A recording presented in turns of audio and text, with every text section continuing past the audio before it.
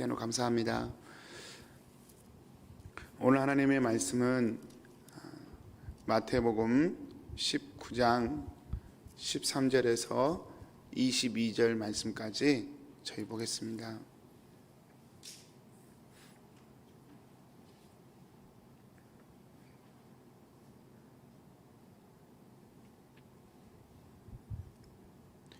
그때에 사람들이 예수께서 안수하고 기도해 주심을 바라고 어린아이들을 데리고 오매 제자들이 꾸짖거늘 예수께서 이르시되 어린아이들을 용납하고 내게 오는 것을 금하지 말라. 천국이 이런 사람의 것이니라 하시고 그들에게 안수하시고 거기를 떠나시니라.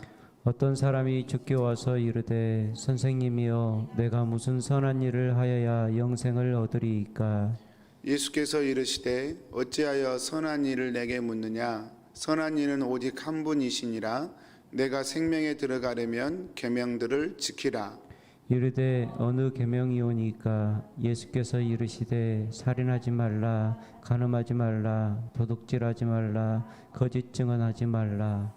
내 부모를 공경하라. 내 이웃을 내 자신과 같이 사랑하라 하신 것이니라. 그 청년이 이르되 이 모든 것을 내가 지켰사온데 아직도 무엇이 부족하니이까. 예수께서 이르시되 내가 온전하고자 할진대 가서 내 소유를 팔아 가난한 자들에게 주라. 그리하면 하늘에서 보화가 내게 있으리라. 그리고 와서 나를 따르라 하시니 그 청년이 재물이 많음으로 이 말씀을 듣고 근심하며 가니라. 아멘. 아멘. 네, 성도님들, 오늘 13절에서 15절 말씀에서 예수님이 또 어린아이와 같은 사람이 천국을 소유할 수 있다, 그렇게 말씀하십니다. 굉장히 많이 강조하시죠. 우리의 믿음이 어린아이와 같아야 될 것에 대해서 예수님은 굉장히 많이 강조하셨습니다. 그 어린아이와 같지 않음의 샘플이 오늘 두 번째 나오는 재물이 많은 청년이죠. 어린아이 같은 성품이, 어린아이와 같은 믿음의 특성이 전혀 없는 그런 사람입니다.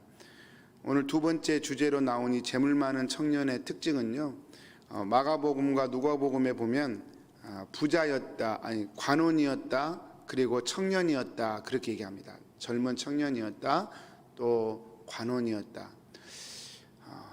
소위 말해 트리플 크라운이에요. 삼관왕이에요. 젊습니다. 그리고 돈도 많습니다. 권력도 있습니다. 보통 돈이 많든지 아니면 좀 권력이 있든지 그렇게 되는 것이 일반적인 일인데요. 이 사람은 권력도 있어요. 그리고 돈도 많아요. 그리고 또 젊기까지 해요.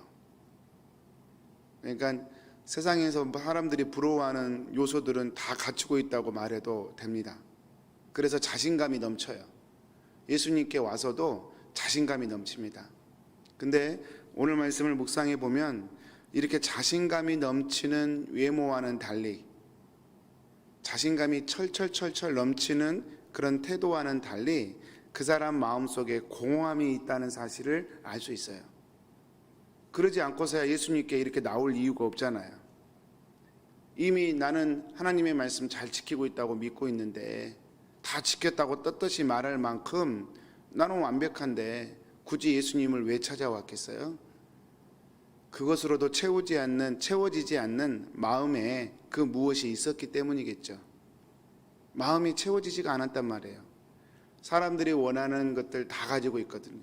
종교적으로도 완벽했거든요. 재물도 완벽했고, 권세도 그 나이에 완벽했고, 그런데도 그 사람의 마음이 채워지지 않았다는 것입니다. 여러분, 이것은 모든 사람의 대표성이 들어있다라고 말할 수 있습니다. 이 사람이 예수님께 채워지지 않았기 때문에 예수님께 와서 선한 것이 무엇입니까? 라고 지금 묻는 거예요. 선한 것 이꼬르 영생이거든요. 곧 선한 것이 무엇입니까? 영생을 어떻게 하면 얻을 수 있습니까? 그렇게 묻는 거예요. 그 질문 속에 제가 지금 채워지지가 않습니다. 제가 지금 만족이 되지 않습니다. 그 얘기를 하는 것입니다. 사랑하는 성도님들, 오늘 또 우리가 하루를 살면서요, 하나님이 주시는 복으로 또 재물도 채워지고 또 세상에서 우리의 소원과 갈망도 이렇게 채워지는 삶도 참 하나님의 축복의 일환이라고 볼 수 있습니다. 그런데요, 우리가 꼭 기억해야 할 것은 그것들로 내 영혼이 결코 채워지지 않는다라고 하는 또 다른 측면에서의 진리이죠. 참 역설적이에요. 그렇다고 돈을 버려버리는 게 아니라 이렇게 돈을 쫓아가지만 그 돈에 매이지 않는 삶을 오늘 또 여러분 우리가 이 두 가지 측면의 진리들을 품을 때 저는 가능할 거라고 생각합니다. 저는 요즘에 이렇게 혼자 이렇게 생각하면서 묵상하면서 일과 하나님과 동행하는 것에 대한 밸런스를 한번 생각해 보고 있습니다. 제가 이렇게 열심히 사는 편은 아닌 것 같아요. 그래도 나름 열심히 살려고 애를 쓰는데요. 목회가 제게 주신 하나님의 사명이기 때문에 어떻게든 교회를 유지시키고 살리려고 나름대로 몸부림치면서 이렇게 달려왔습니다. 그런데 제 마음속에 마치 관원처럼 채워지지 않는 그 무엇이 있었습니다. 채워지지가 않아요. 제 마음이 도대체 왜 그럴까 한번 생각해 보았습니다. 저와 하나님 사이에 만족감이, 하나님과 내 사이가 뚫릴 정도로 제가 에너지를 쏟지 못하고 있다는 사실을 발견하게 되었어요. 제가 한국에 있을 때 어떤 보험하시는 제 전도사님이셨는데 보험을 하셨어요. 좀 특이하게 사역하시는 분이셨는데 텐트 메이커 사역 비슷하게 하시던 분이었는데 보험을 하셨는데 보험을 그냥 일반 사람들에게 하지 않고 병원 원장이나 무슨 의사들이나 이렇게 좀 사회 지도층 사람들에게 보험을 하는 그런 하면서 교회 사역을 하시는 그런 분이셨어요. 근데 그분이 언젠간 저에게 그런 얘기를 하시더라고요. 정말 사회 리더가 되고 자신의 일을 잘 감당하는 사람들의 특징을 보니까 이 사람들은 노력하지 않더라는 거예요. 그냥 하더라는 거예요. 자기 일을. 그래서 저는 그게 무슨 말인가 잘 이해가 되지 않는데 요즘에 좀 제가 한번 생각해 봅니다. 무슨 말이냐면 정말로 일을 잘하는 사람들은 자신의 일에 최선을 다하지 않는다는 거예요. 그냥 자연스럽게 된다는 거예요. 제가 그 말이 맞구나 생각이 됩니다. 여러분 사람은요 100% 에너지를 항상 쏟고 살 수는 없어요. 그러다가 지쳐버리는 거예요. 그러다가 번아웃 되고 그러다가 병들게 되는 거예요.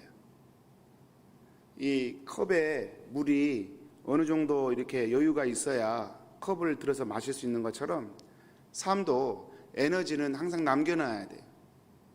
일하느라고 100% 에너지를 다 쏟는 건 결코 지혜로운 것이 아닙니다. 매일매일 그렇게 다 쏟아버리면 사람이 진액이 빠져버려요. 그럼 뭐가 지혜로운 것인가? 평상시에 자기 관리, 자기 성품 관리, 마음 관리를 하는 것이죠. 거기에 상당한 에너지를 쏟으면서 자기를 관리하면서 또 동시에 자기 일을 하더라는 거예요. 참 인사이트가 있는 말이었다 요즘 생각해 봅니다.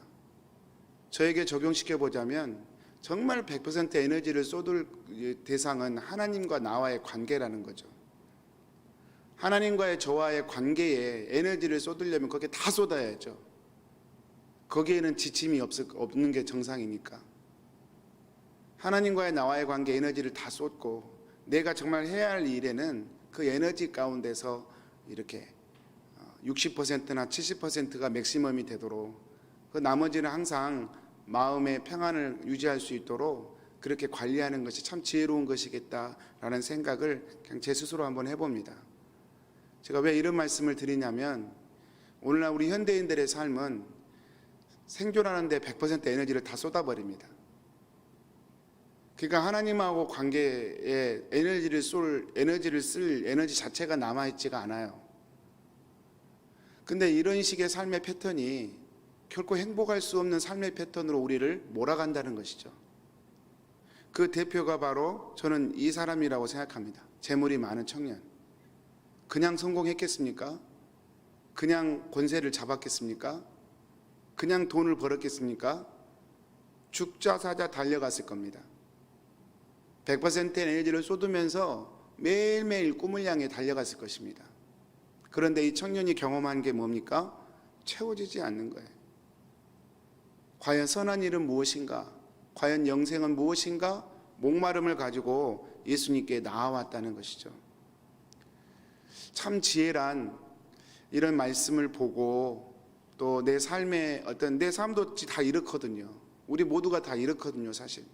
겉으로는 멀쩡한 것 같지만 사실 가만히 있으면 공허하게 이를 데가 없거든요. 내 마음 주님으로 채워지지 않고는 채울 수 없는 공간이 우리 속에 있어서 아무리 꿈을 이루고 아무리 많은 것을 가져도 우리의 영혼은 만족감이 없거든요. 그 만족하지 못한 내 영혼의 가람을 인지하고 정말 내 삶의 에너지를 100% 쏟는다면 그것이 주님과의 나와의 관계가 되도록 내 삶을 조정하는 것, 그 지혜가 참 필요할 거라고 생각합니다.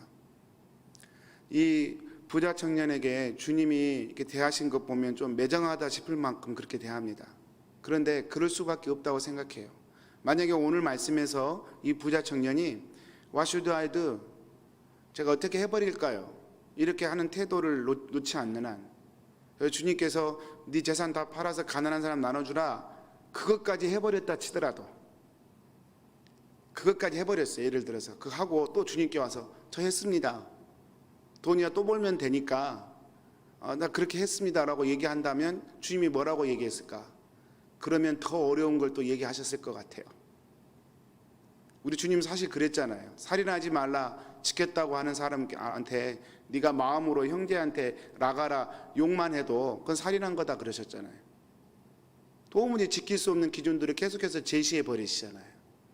아마 이 부자 청년에게도 그렇게 하셨을 거라고 저는 생각합니다. 왜 그렇습니까? 이 부자 청년의 삶의 방향, 삶의 태도가 바뀌지 않는 한 정말 선한 것, 정말로 만족스러운 것은 경험할 수 없게 될 것이기 때문에 그렇습니다. 그 삶의 방향이란 무엇입니까? 스스로 해보겠다는 거죠. 내 힘으로 해보겠다는 것이죠. 내 힘으로 내 삶을 만족시켜 보겠다라고 그 태도와 자세를 버리지 않는 것이죠. 오늘 시작 말씀이 어린아이로 말씀이 시작됐습니다. 어린아이와 같은 자가 천국을 소유할 것이다. 어린아이란 성도님들 어린아이란 부모를 전적으로 의지하는 존재입니다. 여러분 그렇다고 어린아이가 막 무조건 놀거나 그러지 않습니다. 우리 눈에 아이들은 노는 것 같지만 아이들 나름대로의 삶을 살아갑니다. 숙제도 하고 친구와의 관계도 맺고 또 엄마가 심부름 시킨 것도 감당하고 해야 될 일도 감당하고 우리 어른들이 사는 거하고 똑같습니다. 아무것도 안 하는 게으른 삶을 얘기하는 게 아닙니다. 최선을 다해 살아가지만 아이들의 마음속에는 항상 부모를 의지하고 부모의 권위 속에 머물기를 원하고 부모 없으면 자신들은 나땡이란 사실을 알면서 부모를 자신의 안정감의 근원으로 삼는 것, 그 태도, 그 마음을 얘기합니다. 어떻게 선한 일을 우리가 이룰 수 있습니까? 어떻게 영생을 이룰 수 있습니까? 예수 그리스도를 의지할 때만 가능합니다. 얼만큼 의지합니까? 예수님이 없으면 나머지 것은 아무것도 아니라고 여겨질 만큼 예수님을 의지하는 것입니다. 사랑하는 성도님들 말씀을 마치겠습니다. 오늘 또 나는 무엇을 위해 달려가는가? 우리가 새벽 이렇게 말씀을 들으면서 또 성경을 읽으면서 정말 우리가 점검해야 할 부분들은 그것인 것 같습니다. 저는 저의 삶을 보니까 이게 비율이 바뀌어버리면 지칠 수밖에 없는 것 같아요. 사역에 이 일에 100% 에너지를 쏟아버리면 주님과의 관계에 에너지를 쏟을 길이 없어요. 그러면 갈증이 나고 채워지지 않고 지치게 돼요. 반대로 정말 주님께 내 삶을 내어 맡기고 주님께 내 삶을 드리고 정말 주님과의 관계에 항상 깨어 있으려고 예를 쓰면서 내게 맡겨진 일은 그냥 하는 것. 좀 표현이 그렇지만 그냥 하는 것. 그 영역에서는 이미 프로잖아요. 그 영역에서는 우리가 이미 감당할 수 있는 능력과 권세를 하나님 이미 주셨잖아요. 그냥 감당하는 것. 좀 표현이 어떻게 들릴지 모르겠지만 저와 여러분이 이렇게 우선순위를 잘 정하면서 갈 때에 정말 하나님이 원하시는 만족과 기쁨을 이렇게 누릴 수 있는 삶이 되지 않을까 이렇게 생각해 봅니다. 오늘 하루도 성도님들 주님 손 꼭 붙들고 주님 아니면 안 되는 인생으로 이렇게 서가시기를 정말로 축복합니다. 저도 그렇게 되기를 축복합니다. 우리 기도하겠습니다. 사랑하는 하나님, 오늘 또 하나님의 말씀을 주셔서 감사합니다.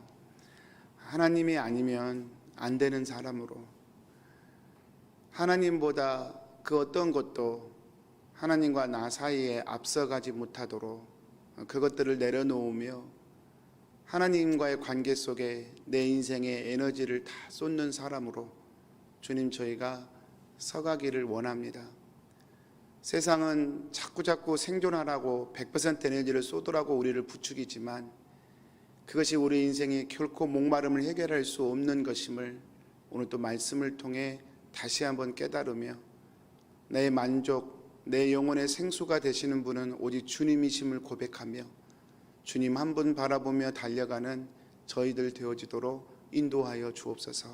예수님의 이름으로 기도합니다. 아멘. 하늘에 계신 우리 아버지여, 이름이 거룩히 여김을 받으시오며 나라의